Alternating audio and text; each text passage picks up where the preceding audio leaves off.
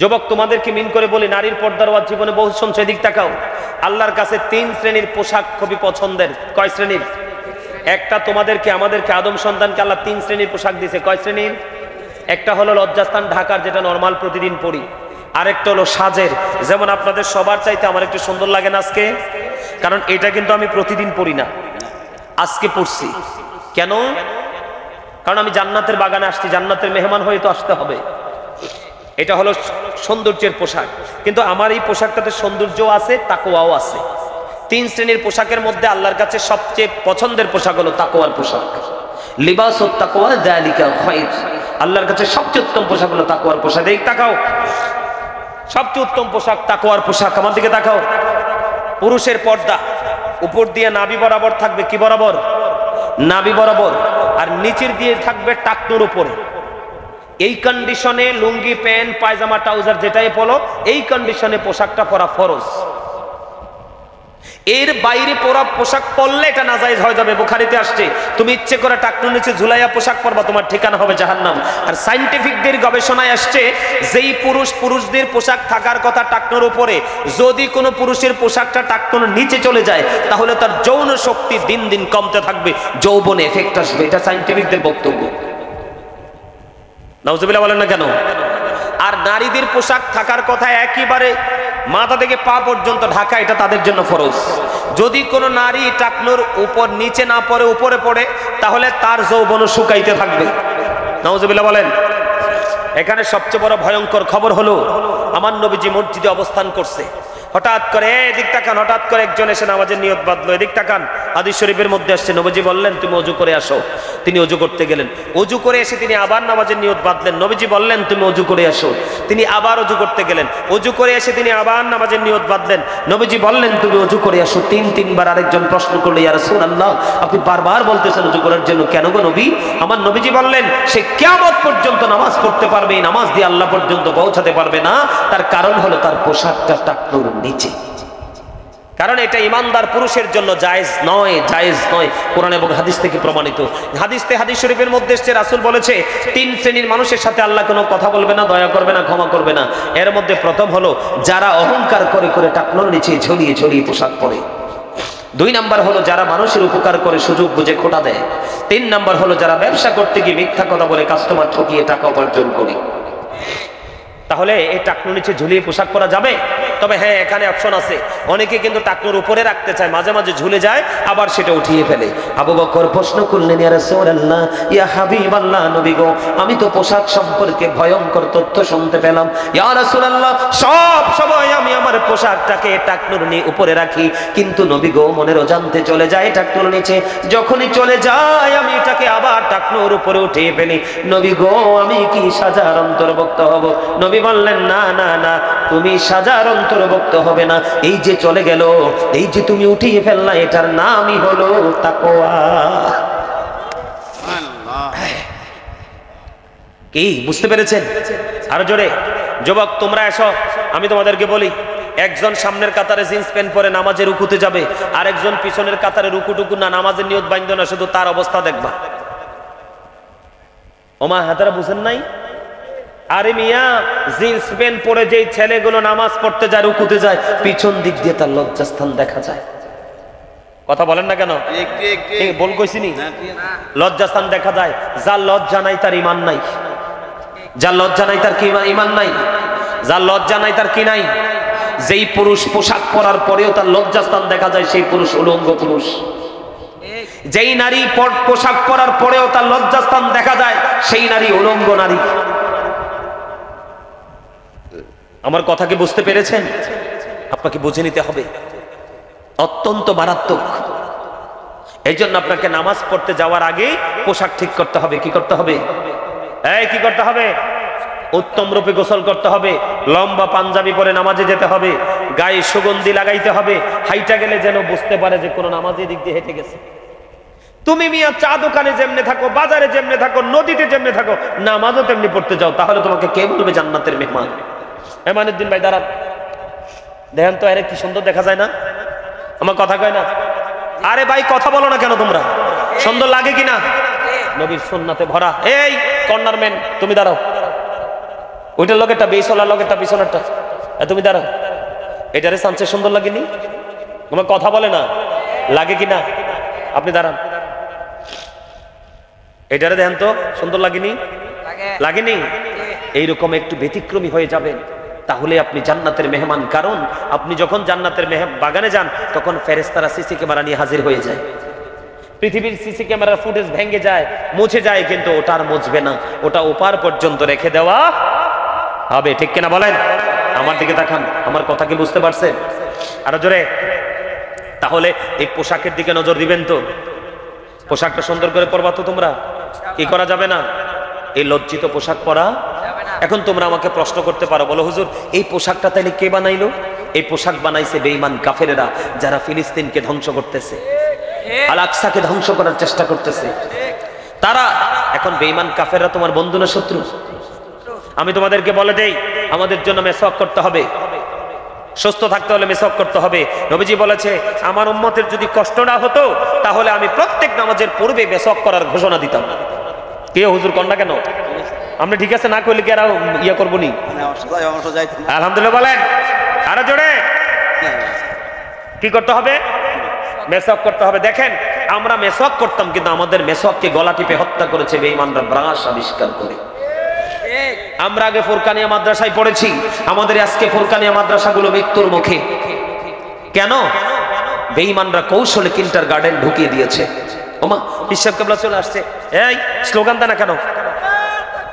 আল্লাহু আকবার, আল্লাহু আকবার, নারে তাকবীর, নারে রিসালাত, ইয়া রাসূলুল্লাহ, নারে তাকবীর, আল্লাহু আকবার। ঈশামুজুরের আগমন, শুভেচ্ছা আর স্বাগতম। এবং মাগরিবের নামাজের পরে আছে একটা নামাজ, নামাজটার নাম জানেননি? আওয়াবিন নামাজ, মাত্র 6 রাকাত। কয় রাকাত? কথা বলেন না, কয় রাকাত? 6 রাকাত নামাজ। ও বন্ধু আমার দিকে তাকান, মাগরিবের নামাজ পড়ার পর অপ্রয়োজনীয় কোনো কথা বলবেন না। ও বন্ধু, যে কথার কোনো দরকার নাই সেটা বলবেন না, প্রয়োজন হলে এই কথাগুলো বলবেন। এমনি করে করে কথা বলতে বলতে বলতে বলতে বন্ধু এমন একটা পজিশনে চলে যাবেন, আপনার আওয়াবিন নামাজের সময় হয়ে গেল। 2 রাকাত করে করে আপনি 6 রাকাত আওয়াবিন নামাজ পড়বেন।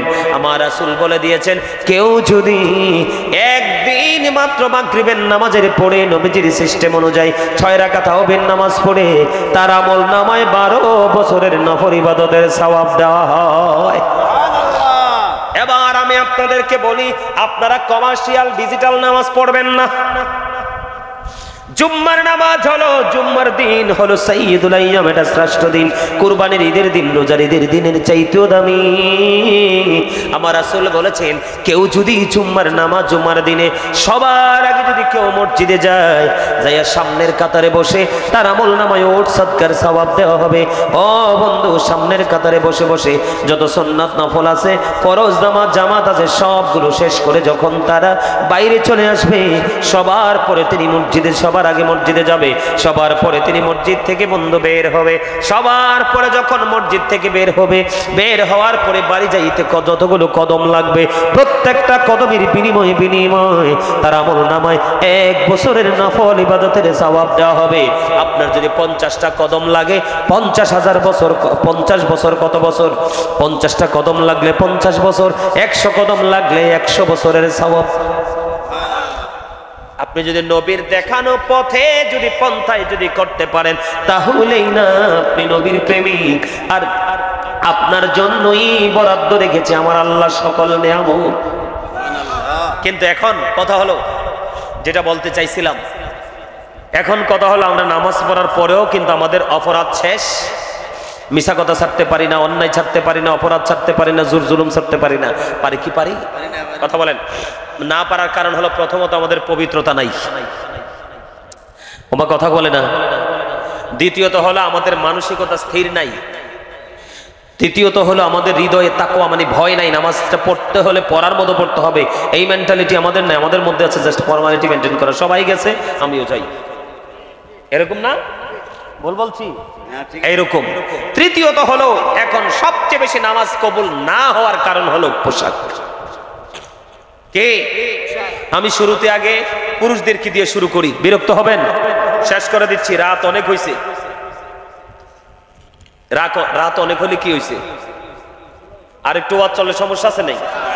হ্যাঁ, সমস্যা নাই তো? সমস্যা নাই তো? কাষ্টির উপর চামড়া দিয়া কে বানাইলো ঢোল? বলো, কাষ্টির উপর চামড়া দিয়া কে বানাইলো ঢোল? সেই ঢোলের কে শিখাইলো? বল আল্লাহ, বল আল্লাহ, বল। বুঝছেন নি কিছু? না, এটা পেসের অঙ্ক, পেস পেস। কি এটা সূত্র না বোঝা পর্যন্ত গভীরে ঢুকা যাবে না, ঠিক কিনা বলেন? আরো জোরে আরেকটা কই। পদ্মা মেঘনা যমুনার তীরে কত ঢেউ চলে যায়, আসে না তো ফিরে। আমিও চলে যাব এমনি করে, আসব না কভু ফিরে।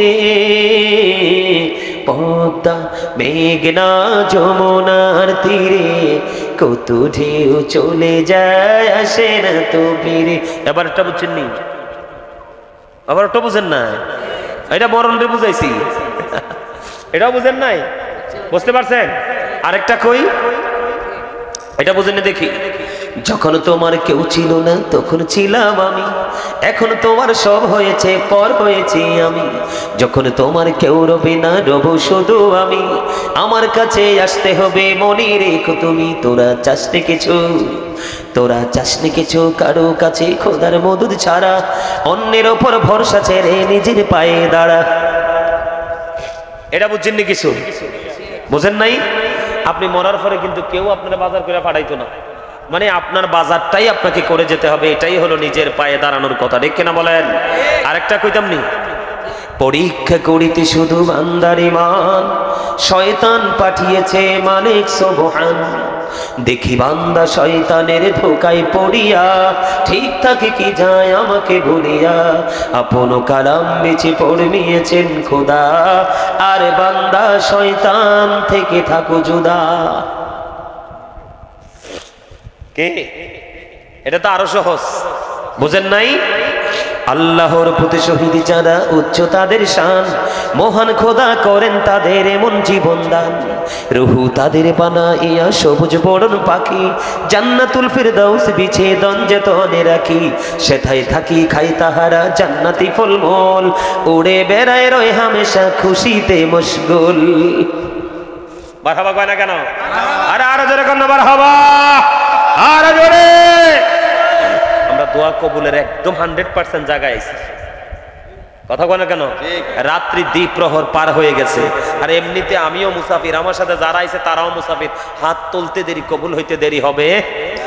কুলা চিনেননি? কুলা আপনাদের এদিকে আসতে দেখছি যে, মানে আমার কাছে আজকে এত অসাধারণ লাগছে যে যখন দেখছি যে আপনাদের বাড়ির আঙ্গিনায় ধানের স্তূপগুলো রেখে দেওয়া আছে। এগুলো গ্রামের ঐতিহ্য। কি বহু বছরের দৃশ্য দেখি না, প্রায় 10-12 বছর।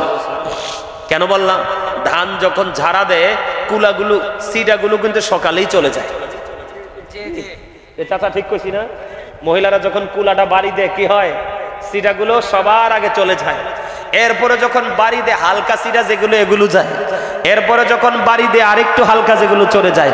আরেকবার বাড়ি দিলে আর যায়, কারণ এটার মধ্যে একেবারে নিখুঁত চালগুলো আছে। কথা কয় না কেন? ইমাম সাহেব ওয়াজটা একটু লম্বা করলেই ইমানদার চিনতে পারে। কথা কয় না কেন?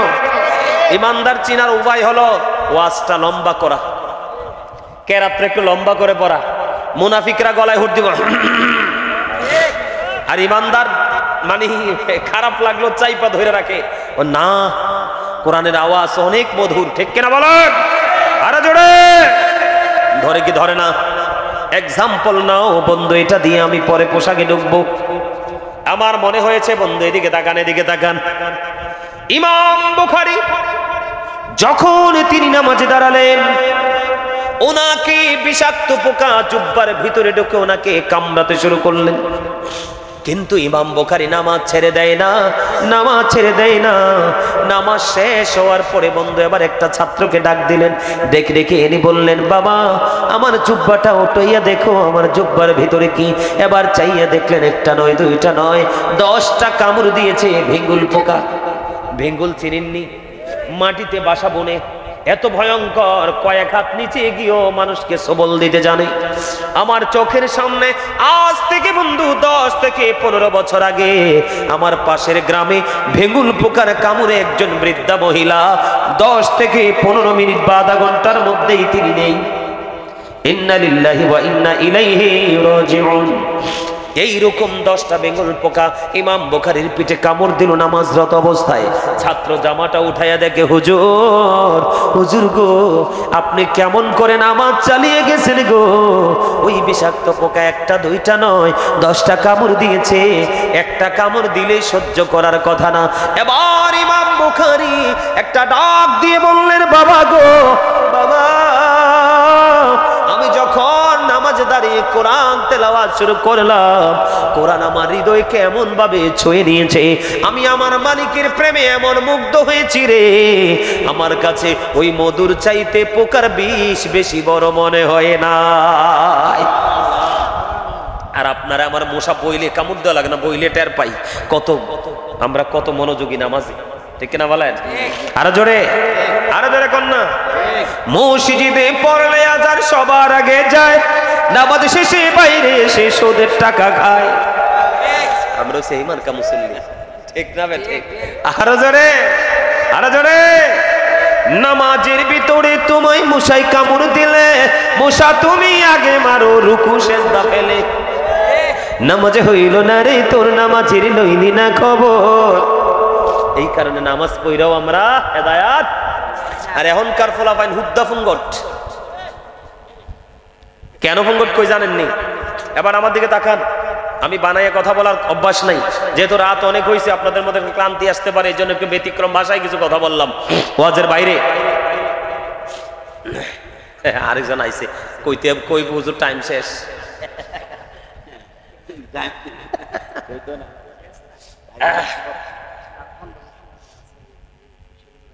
আচ্ছা, হেই আমি মুই বুঝতে পারছি, তাহলে 15 মিনিট সময় আমার গুরুত্বপূর্ণ ওয়াজ সাইরা ফেলাইছে। কথা বলেন, আমার দিকে তাকান, একদম মোস্ট ইম্পর্টেন্ট, এদিক তাকান।